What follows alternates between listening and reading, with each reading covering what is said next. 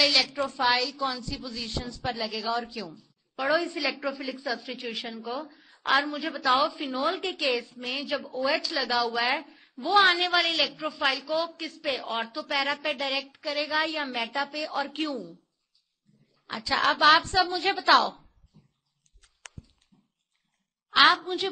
OH group ने benzene ring पे electron density बढ़ाई है कि कम करी है? बढ़ाई है। कौन सी पोजीशंस पे बढ़ाई है?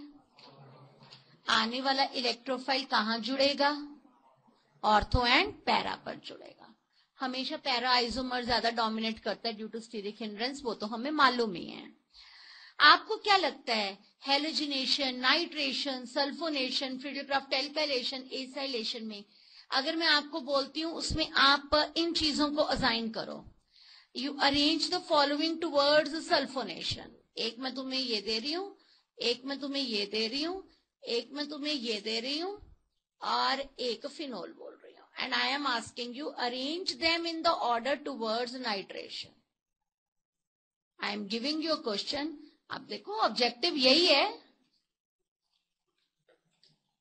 This is the objective part. D because resonance, B because hyperconjugation, A because कुछ नहीं, C because Cl is ring deactivating group। पता लग गया? सो क्या क्वेश्चन नंबर 122 समझ आ गया? Why phenols undergo electrophilic substitution? Because OH group जो है वो बेंजीन रिंग के ऊपर इलेक्ट्रॉन डेंसिटी को बढ़ा देता है। अब अगला क्वेश्चन भी सबको क्लियर हो गया होगा। Electrophilic substitution ortho and para पर क्यों होती है? क्योंकि रेजोनेंस के कारण जो इलेक्ट्रॉन डेंसिटी है वो कौन सी पोजीशंस पर बढ़ी है? ऑर्थो एंड पैरा पर। अब इलेक्ट्रोफिलिक सब्स्टिट्यूशन फिनोल्स में बेंजीन से फास्टर क्यों है? Because OH is ring activating group. OH हमेशा रेजोनेंस के थ्रू बेंजीन रिंग को ज्यादा इलेक्ट्रॉन रिच कर देता है, that is why it is a ring activating. Is this clear? बोलो। ओके, चलो अब ये रिएक्शंस हम करने लगे। सुनो, पहले रटने की तो बात बिल्कुल एक अलग है, लेकिन हम क्या करने लगे हैं, अगर हम 20 डिग्री के ऊपर फिनोल की सल्फोनेशन करते हैं तो ऑर्थोफिनोल सल्फोनिक एसिड बनता है। अगर हम 100 डिग्री के ऊपर करते हैं तो पैराफिनोल सल्फोनिक एसिड बनता है। बस इक्वेशन करेंगे। सेकेंड रिएक्शन में हम सबको पता है कि मैम अगर एक्वस ब्रोमीन से रिएक्ट करो तो 2,4,6 ट्राइब्रोमोफिनोल बनता है, जो फिनोल का टेस्ट टू डिस्टिंग्विश भी है, वाइट PPT बनते हैं। अगर आप ब्रोमीन के साथ CS2 की प्रेजेंस के बीच में करते हो तो तुम्हारे पास ऑर्थो एंड पैरा बनते हैं।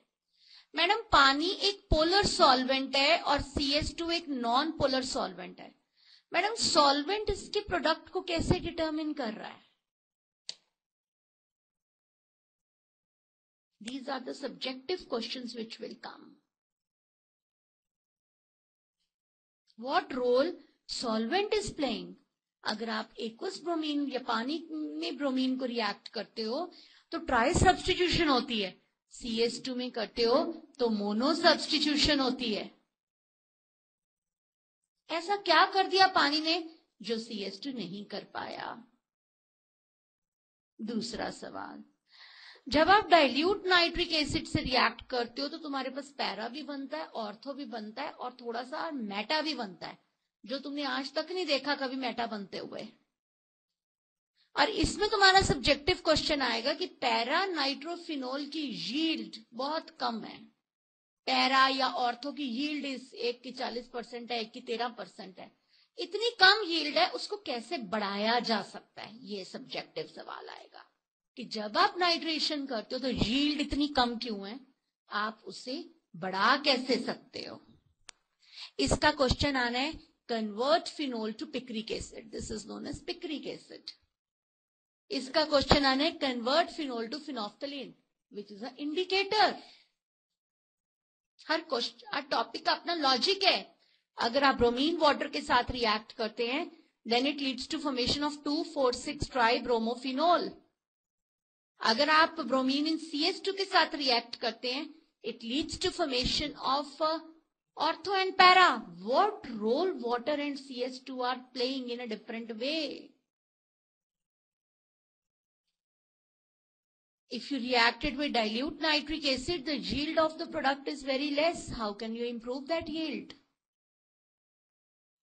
ठीक है, समझ आ गया? ये सब किस कैटेगरी के रिएक्शन है? Electrophilic substitution.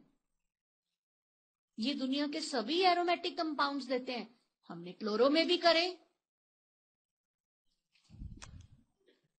Bromine in CS2, इस पे क्वेश्चंस होंगे। व्हाट हैपेंस व्हेन रिडक्शन से, किस किस चीज की रिडक्शन से, कौन सी चीज की रिडक्शन से अल्कोहल बन सकता था? जिस चीज की रिडक्शन से अल्कोहल बन सकता था, अल्कोहल की ऑक्सीडेशन से वही चीज बन सकती है। अल्कोहल को एल्डिहाइड कीटोन पे रोकना है, PCC एंड कॉलिन, एसिड तक लेकर के जाना है तो K2Cr2O7 एंड KMnO4। अगर आप डाइल्यूट नाइट्रिक एसिड के साथ रिएक्ट करते हो तो जो ऑर्थोनाइट्रोफिनोल है वो 40% आता है, जो पैरानाइट्रोफिनोल है वो 13% आता है, and small amount of meta product भी आता है। Is this clear? अब concentrated nitric acid and concentrated sulphuric acid में कन्वर्जन आ जाएगी। कन्वर्ट तुम्हें, एक minute, convert benzene to picric acid आ गया।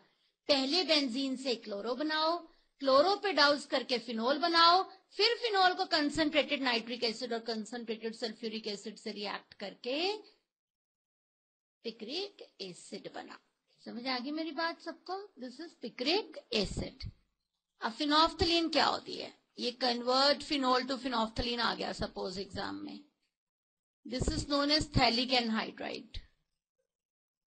आप इस थैलिक एनहाइड्राइड को फिनोल के साथ रिएक्ट कर दो। समझ आ गया सबको? अब आपको सब्जेक्टिव सवाल कराने लगी हूं। पहला सब्जेक्टिव क्वेश्चन ये करवाने लगी हूं, ध्यान से सुनो, कि एक्वस ब्रोमीन के साथ जब आपने एक्वस ब्रोमीन यूज की तो आपके पास ट्राई सब्स्टिट्यूशन हुई, और जब आपने ब्रोमीन इन CS2 यूज किया तो आपके पास मोनो सब्स्टिट्यूशन हुई। पानी ने ऐसा क्या कर दिया? पानी एक पोलर सॉल्वेंट है। पोलर सॉल्वेंट फिनोल में से H पॉजिटिव लेके चला गया और उसको सोडियम फिनॉक्साइड आयन बना दिया। Phenol is a stronger acid than water. Phenol उतनी ज्यादा इलेक्ट्रॉन डेंसिटी बेंजीन रिंग पर नहीं बढ़ा सकता जितनी कि फिनॉक्साइड आयन बढ़ा सकता है। पानी में फिनोल बहुत ज्यादा मात्रा में फिनॉक्साइड आयन में कन्वर्ट हो गई। फिनॉक्साइड आयन बनने के कारण उसने बेंजीन रिंग को इतना ज्यादा रिच कर दिया तीनों पोजीशंस पर that it leads to tri substitution rather than mono substitution. जो नॉन पोलर सॉल्वेंट है वो फिनोल को फिनॉक्साइड आयन में कन्वर्ट नहीं कर सकता। फिनोल जो है उतनी स्ट्रांगली बेंजीन रिंग को रिच नहीं बना सकता जितनी स्ट्रांगली फिनॉक्साइड आयन बना सकता है। इस कारण एक्वस ब्रोमीन की प्रेजेंस के बीच में हमेशा ट्राई सब्स्टिट्यूशन होती है, और in CS2 it leads to formation of mono substitution. समझ आई बात? समझ आई बात? पानी एक पोलर सॉल्वेंट है, उसने फिनोल को बहुत ज्यादा क्वांटिटी में फिनॉक्साइड आयन में कन्वर्ट कर दिया। फिनॉक्साइड आयन में रेजोनेंस इतनी स्ट्रांग होती है कि बेंजीन रिंग को उसने थ्रू प्लसर इफेक्ट बहुत ज्यादा रिच कर दिया। बहुत ज्यादा रिच करने के कारण आने वाला इलेक्ट्रोफाइल तीनों पोजीशंस पे जुड़ जाता है। Whereas CS2 as a solvent के बीच में फिनोल फिनॉक्साइड आयन में नहीं इतना कन्वर्ट हो सकता, होता ही नहीं, रादर नॉन पोलर सॉल्वेंट की प्रेजेंस में फिनोल उतने ज्यादा स्ट्रांगली बेंजीन रिंग को रिच नहीं कर सकता। That is why mono substitution takes place.